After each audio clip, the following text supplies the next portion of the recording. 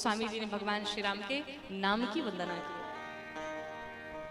कहाँ कहाँ लगे नाम बड़ाए, राम न सकाहे नाम गुण गाए। कहो कहाँ लगे नाम बड़ाई, राम न सकहि नाम गुण गाई। मैं नाम की महिमा का कितना वर्णन करूं, भगवान श्री राम स्वयं भी अपने नाम की महिमा का बखान नहीं कर सकते। कहते हैं ना, राम से बड़ा राम का नाम। इस कलिकाल में अगर भगवान को पाने का कोई साधन है तो वो सिर्फ एक ही है, और वो है श्री राम का नाम। और ये बात हम नहीं कह रहे, गोस्वामी जी लिख रहे हैं कि यही कलिकाल न साधन दूजा, जोगा जज्ञा जप तप व्रत पूजा। इस कलिकाल में दूसरा कोई साधन नहीं भगवान को पाने का, ना यज्ञ से, ना जप से, ना तप से, ना व्रत से, किसी से भगवान को नहीं पा सकते। सिर्फ एक उपाय है और वो है नाम जप। नाम की कितनी महिमा है, आप दर्शन करिए। हमारे जो श्री रामानंदाचार्य संप्रदाय के, रामानंद संप्रदाय के जो आचार्य हुए श्रीमद रामानंद स्वामी जी महाराज, वो जब अपने बाल्यावस्था में थे, बालपन छोटी सी अवस्था थी, तो उस समय कुछ संत आए घर पे और भगवान के नाम की महिमा का गुणगान कर रहे थे।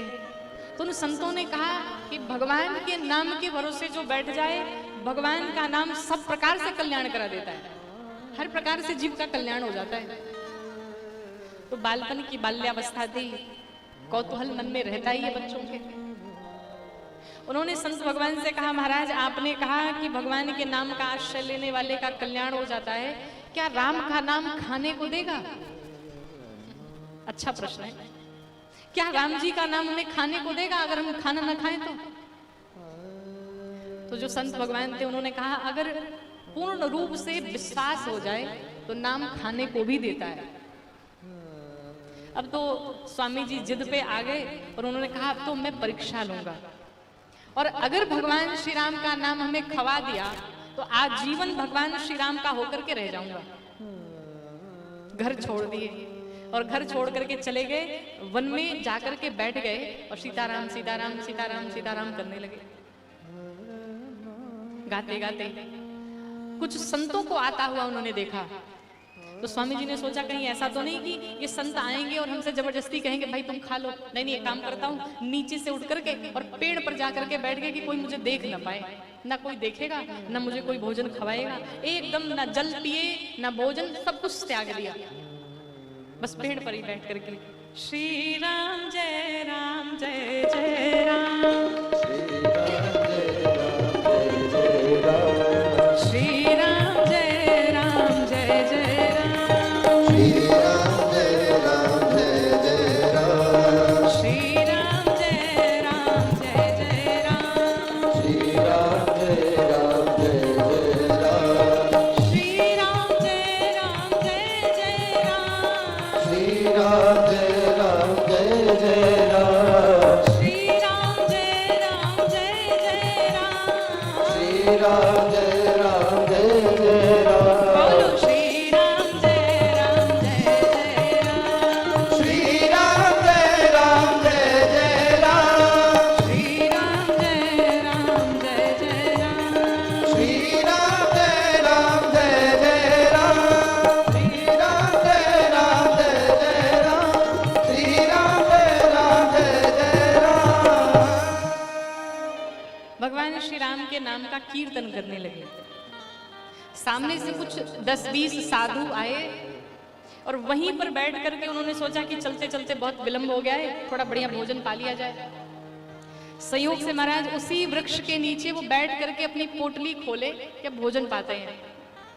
जैसे ही पोटली खोले तब तक सामने से एक बहुत बड़ा डाकू चला आ रहा था, डाकू की टोली आ रही थी। संतों ने देखा कि ये तो हमारा वध कर देंगे, हमारी हत्या कर देंगे, छोड़ो यहां से, भगो यहां से।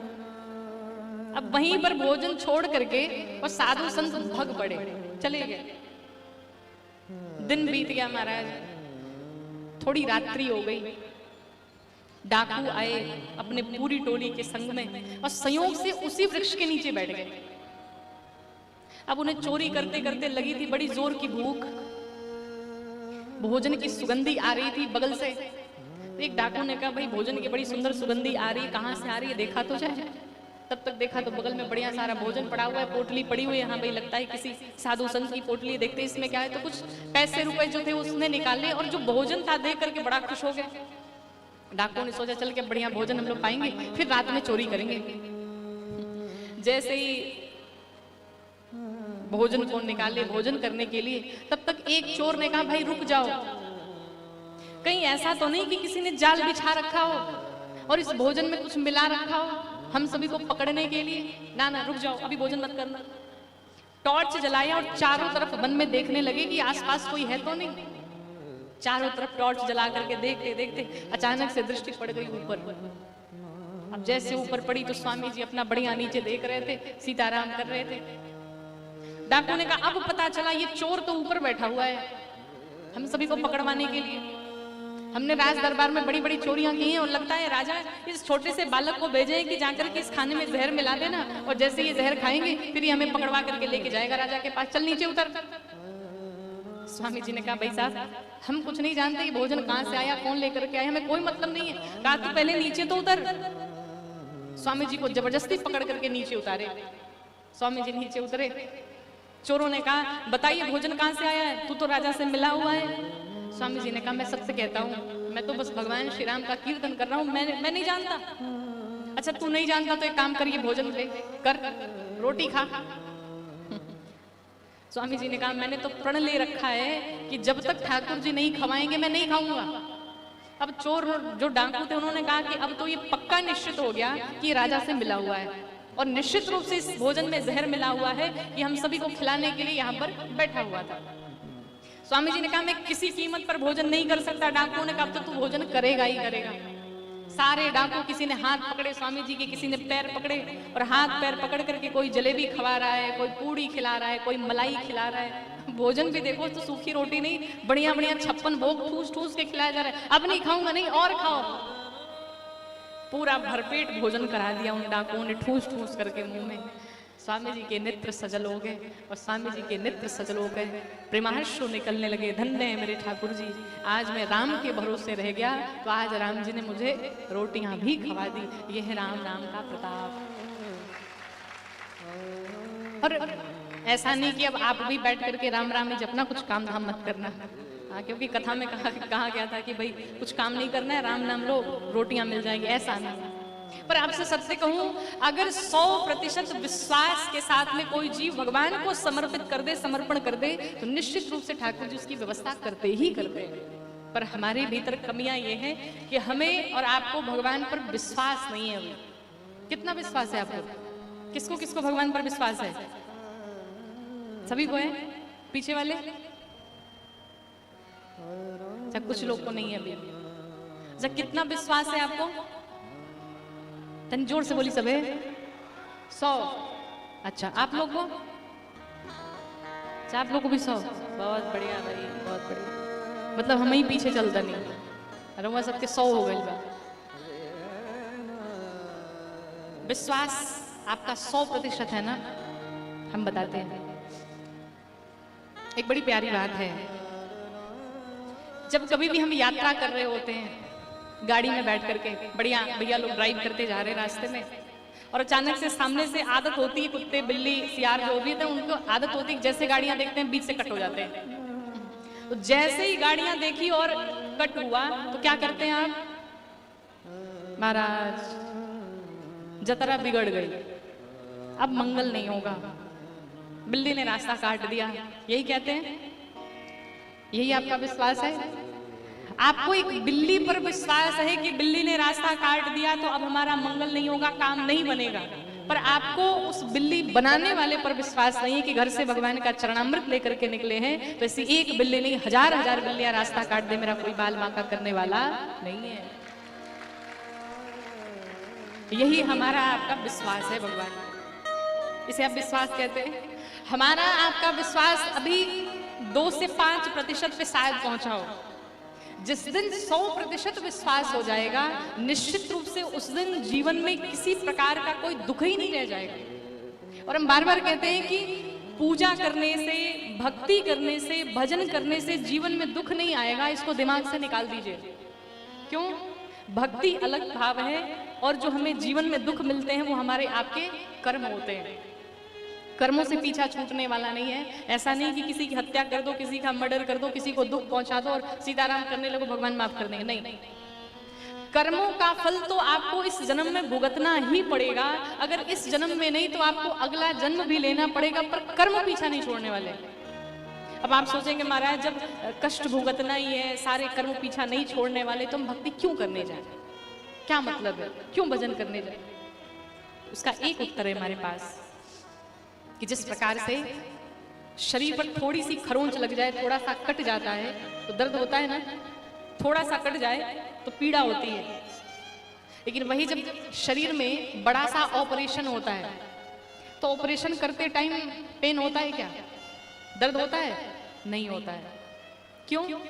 क्योंकि डॉक्टर आपको ऑलरेडी एनेस्थीसिया का इंजेक्शन दे देता है और शरीर में बड़े से बड़ा चीरा लग जाता है, आपको खबर तक नहीं लगती है और ऑपरेशन सक्सेस हो जाता है।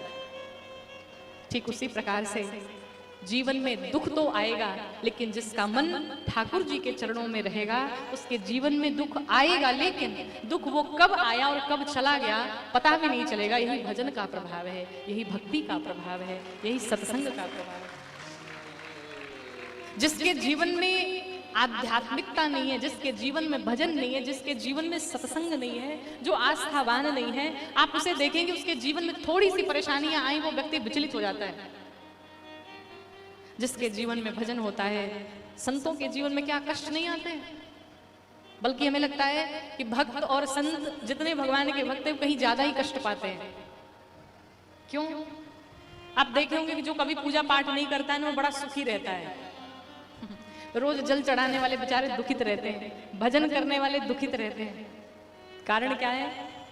कारण उसका यही है कि जो बच्चे स्कूल में जाकर के क्लास में बैठते हैं ना, टेस्ट उन्हीं का होता है, परीक्षाएं उन्हीं की होती है। पर जो व्यक्ति, जो बालक, जो स्टूडेंट क्लास में बैठेंगे नहीं, उनका टेस्ट कहां से होगा?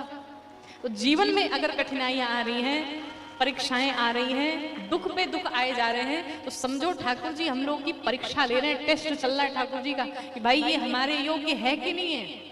और जिस दिन दुख पे दुख आता गया आप सहते चले गए, सहते चले गए। कई बार लोग कहते हैं महाराज पहले हम बहुत पूजा करते थे, पहले भगवान की बड़ी भक्ति करते थे, पर अब नहीं करते। क्यों? आस्था खत्म हो गई। क्यों खत्म? बड़ा दुख आया। क्या यही प्रेम है आपका भगवान के लिए कि जीवन में जब तक सुख था भगवान ने सुख दिया, बहुत बढ़िया था, और जैसे दुख आया भगवान को भूल गए? नहीं, प्रेम तो ऐसा होता है जो हर परिस्थिति में आपके साथ रहे, वो सुख हो या दुख हो, हर परिस्थिति में आप उसके साथ खड़े रहें। वही सच्चा प्रेम है, वही भगवान से सच्चा प्रेमी कहलाएगा, भगवान का भक्त कहलाएगा। जो भगवान तुम मुझे दुख दो सुख दो, पर सब परिस्थिति में हम तुम्हारे हैं, हम तुम्हारे चरणों को छोड़ने वाले नहीं है। चाहे मुझे दुत्कार दो, चाहे मुझे फटकार दो, मुझे डांट दो, मुझे कोई फर्क नहीं पड़ता, पर हम तो तुम्हारे थे और हम तुम्हारे ही हैं और सदैव तुम्हारे ही रहेंगे। आप एक गीत गाते होंगे, सुने होंगे कि हम तुम्हारे थे प्रभु जी, हम तुम्हारे हैं, हम तुम्हारे ही रहेंगे ओ मेरे प्रियतम। हम तुम्हारे प्रभु जी, हम तुम्हारे हैं, हम तुम्हारे ही रहेंगे ओ मेरे प्रियतम। और सिर्फ हम ही नहीं,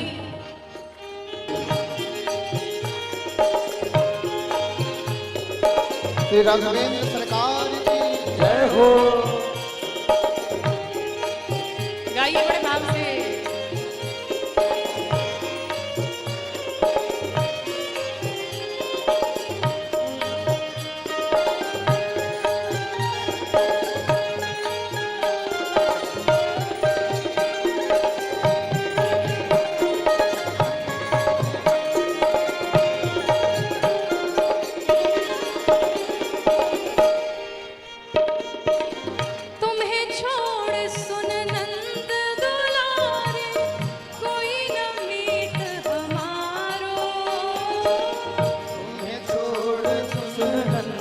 दुलारे कोई न मीत हमारो। तुम्हें छोड़ सुन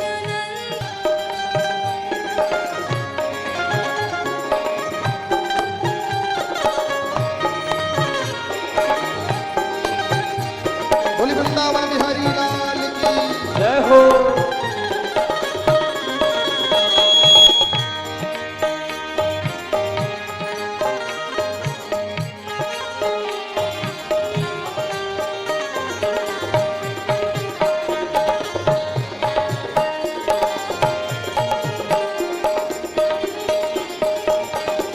तेरे कारण सब जग छोड़ा, तुम संग नाता जोड़ा। तेरे कारण सब जग छोड़ा, तुम संग नाता जोड़ा। तेरे कारण सब जग छोड़ा।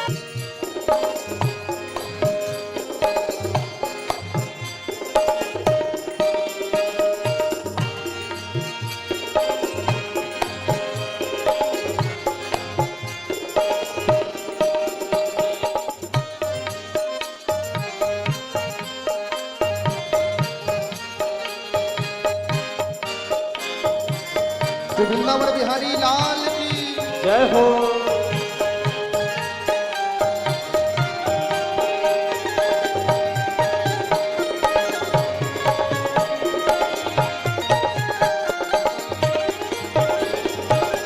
दास की अब विनती सुन लो जी, ओ ब्रजराज दुलारे। दास की विनती सुन लो, ओ ब्रजराज दुलारे। दास की है तुम हमारे वीर होगे, ओ मेरे प्रियतम। तुम हमारे वीर होगे, ओ मेरे प्रियतम। तुम हमारे वीर होगे, ओ मेरे प्रियतम। हम तुम्हारे थे प्रभु जी, हम तुम्हारे हैं,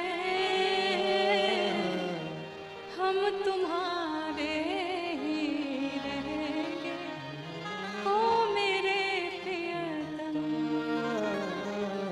तुम हमारे थे प्रभु जी, तुम हमारे हो, तुम हमारे ही रहोगे, ओ मेरे प्रियतम। हम श्री ठाकुर जी के और ठाकुर जी हमारे, इस भाव से रहेंगे तो जीवन में कब क्या हुआ कुछ पता ही नहीं चलेगा। आपको ऐसा लगता है कि जो संत होते हैं उनके जीवन में कोई कठिनाइयाँ नहीं आती, कोई परेशानी नहीं आती, जो कथावाचक होते हैं उनके जीवन में कोई परेशानी नहीं है, वो तो बड़े आनंद से रहते। नहीं, भजन सब कुछ सहने की शक्ति देता है। इस व्यासपीठ पे जितने भी कथा व्यास बैठते हैं, ऐसा नहीं कि उनके जीवन में कोई कठिनाइयां नहीं आती, कोई परेशानी नहीं आती, वो बड़े आनंद से हैं, एकदम पूरा जीवन ही बड़े आनंद से कटता है। लेकिन उनके पीछे भी उनका परिवार होता है। बहुत बार ऐसा होता है कि जीवन में बहुत उलझन चल रही होती है, बहुत परेशानी चल रही होती है, लेकिन कथा में जब आना है, व्यासपीठ पे जब बैठना है, तो एकदम मुस्कुराते हुए, किसी को भान ना हो, किसी को पता ही नहीं चले, ऐसे मुस्कुराना है, ऐसे कथा करनी जैसे कुछ हुआ ही ना हो। तो सारी चीजों को एक तरफ रख करके फिर कथा बोलनी होती है। तो ये शक्ति कहाँ से मिलती है, ये सहनशीलता कहाँ से आती है? भजन के प्रभाव से ठाकुर जी प्रदान कराते हैं कि जीवन में विषम परिस्थिति तो है, परिवार में कष्ट तो है, जीवन में कष्ट तो है, जीवन में परेशानी तो है, पर यहाँ बैठने के बाद मुस्कुराहट आती है, यहाँ बैठने के बाद आनंद से कथा करनी है। इसलिए जीवन में भजन को बढ़ाया जाए।